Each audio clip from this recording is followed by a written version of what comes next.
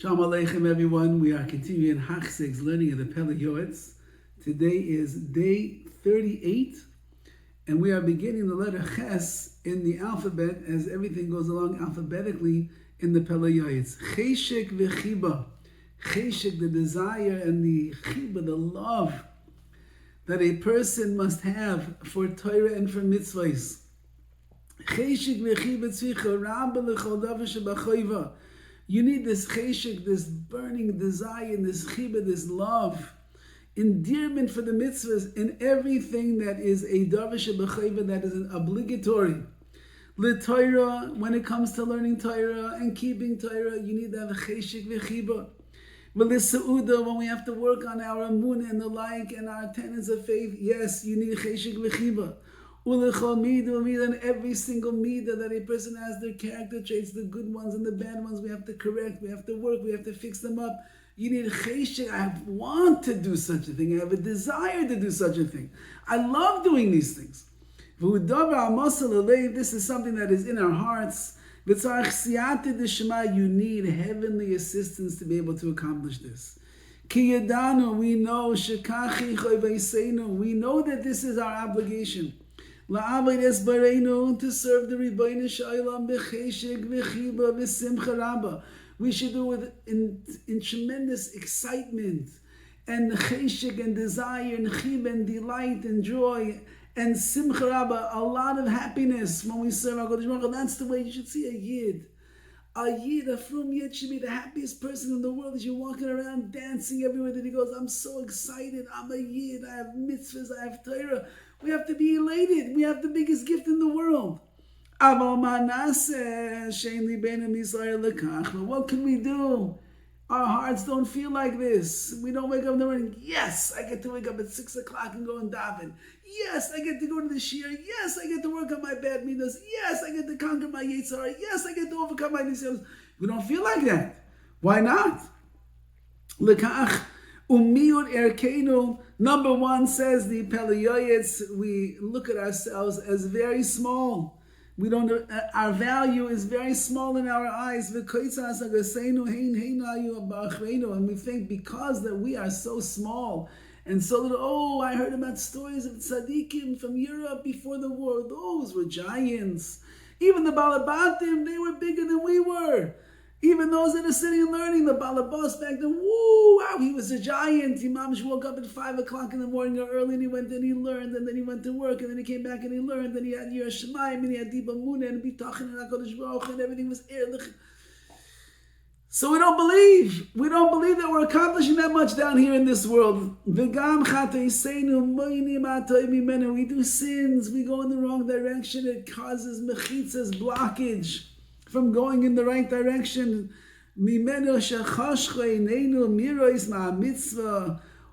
Our eyes are darkened, we cannot see properly. We don't see a mitzvah, what it's all about. Marav tuva umayafya, how great and beautiful and glorious a mitzvah is. We just don't get it. How wonderful is our lot and our portion. We have the schus to be able to give pleasure to the Rabbi Shalom, Melech Malchem Malachim HaKadosh Baruch Hu, the King of all kings. You learn Torah. You daven Shmona Esrei. You say a bracha on your apple at lunchtime, snack time. You guard your eyes. You work on a bad midah. You make it better. You conquer Nisan. You overcome your weakness in Bechir and free will, and you do what HaKadosh Baruch Hu wants. You know what you're giving? Nachas, Ruach, Lemelech, Malchem, Malachim, the King of all kings. You, little old me, little old you, were able to do that. Is there anything greater than that? Says the Pele Yoetz. And you should know how much reward is waiting for a person. On the smallest, littlest, tiny mitzvah that a person does, the reward is enormous. So we have everything. And so why are we just not getting excited? Why are many people walking around all day long, davening and tefillin, brachos, Shabbos, Yom Tov, Torah, mitzvahs? Why? Why are we not excited? Why don't we realize? Says the Pele Yoetz, listen to these beautiful words. Say, we'll see in a minute. Say ulamad mi Nebuchadnezzar Rasha. Nebuchadnezzar Rasha, the biggest wicked king in the world. Shezacha lechaved gadol umalach mekibesh al arba psia shepasa lichvad Hashem Yisbarach. He saw that there was a letter that was going to there was a letter that was being sent to the Roman king, I believe, and it said in the letter, it said first to the greetings to the king and greetings to this, and then it said greetings to the God, to the God. And he said, you greet God at the end, and therefore he began running to show that he's going to run to that they should change the letter, they should put Hashem's name first. And they stopped him after 4 steps because the HaKadosh Baruch Hu knew if in fact he would keep running, he would have so much reward, so much schar waiting for him, he would destroy the Jewish people. But in the schus of those 4 steps, he became a tremendous ruler over that part of the world. Now, here it says, Alachas kama v'kama, al the mountain schar shel tzadikim v'asilova. How much more so is the reward going to be for tzadikim in the world to come? If Nebuchadnezzar was able to get schar, reward in this world with great power and rulership, imagine if a yid, a tzaddik, serves the Kodesh Baruch Hu all of his life, he runs with cheshik and chiba to do the mitzvahs, imagine how much he's going to receive. Now, let's make a kavachim over here, a logical deduction. A person gets so excited to eat and to drink. They heard about this new restaurant that just opened. You gotta go to that restaurant. Wow, the meat will melt in your mouth, the wine, the ambiance, the atmosphere, the people, everything. You must have, that person gets so pumped up, they're so excited. They gotta go, and they heard that there's the hors d'oeuvres and the appetizers, and this way you gotta order, this and that. Get so excited about food. We get so excited about drinking, another l'chaim, another this, another that. We're so excited. It's only, your mouth is only going to enjoy it almost for just a moment. You drink it, you eat it, and it's gone. You swallow it, it's gone. And yet we get so excited. And so too, making more money, bringing the dough, I want more money. And all of the pleasure that there are in this world, and the pleasure that people are chasing after, what waste! They are vanities of vanities. There's nothing real there. Food, gone. Money, you could lose it. The vacation you go, you spend thousands and thousands of dollars on vacation, 2 weeks. It's over. Guess where you're going back? Right home. Right to work, right to the traffic, right to the grind. So the vacation was great, but it's over. Everything in this world is transitory. Everything is temporary. It comes and it goes just like that. And yet, we get so excited. And we plan, and we put in all our energies, and we put in all of our monies, and we put in all of our koiches, and there's this chiba and this cheshik that a person has.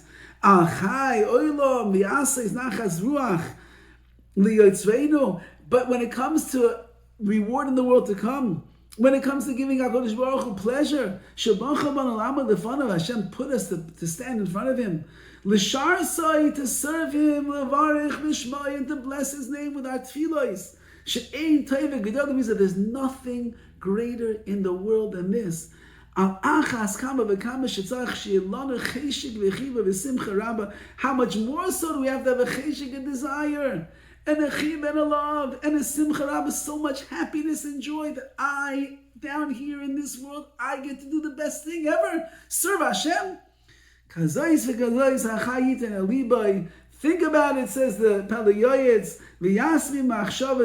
just keep going over these thoughts again and again. When you have free moments, in order to awaken the love and the chiba and the desire, the yearning that you're going to have inside of you to serve Hashem. There's nothing better, nothing greater. We should be going wild right now while we're recording this. It's in advance. It's the finals in basketball. The world's going crazy over the Knicks. Wow, they're going wild over the Knicks, over these people. Who are they? They're making more money than you're ever going to make in your entire life for putting a ball inside of a hoop. They're going wild. You are a zillionaire. They said today that Elon Musk is a trillionaire. You're a bazillionaire infinitely. You said a bracha this morning on your tzitzis. You washed for bread and you made a bracha and then you said birchas hamazon afterwards, you were about to do something that was unruly in business and you stopped yourself. You didn't give in to your desire. Wow, you're a tzaddik, you said, you're amazing. You and your wife had a moment where you said such beautiful shalom bayis between each other. You spoke so nicely and so softly. Wow, says HaKadosh Baruch Hu, you're bringing me nachas ruach. You're making me happy. The guy who's putting the basketball hoop does not make Hashem happy.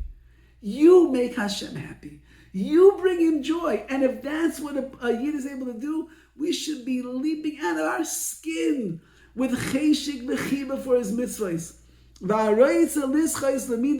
let's say you don't have this midah, this trait so well.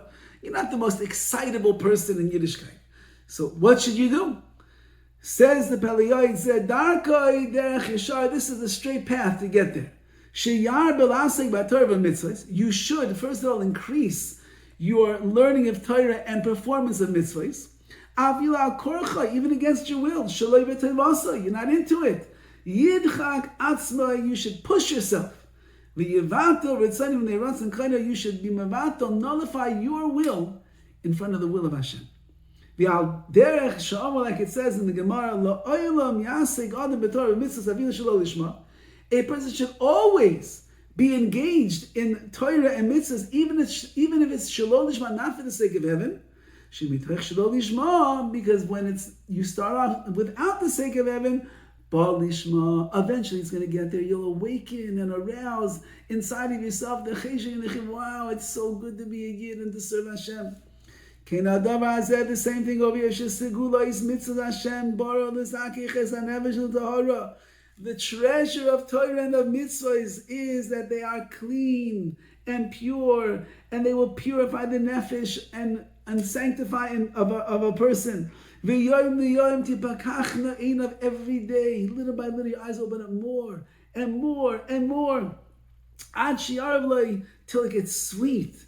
You enjoy the pleasures of learning Torah.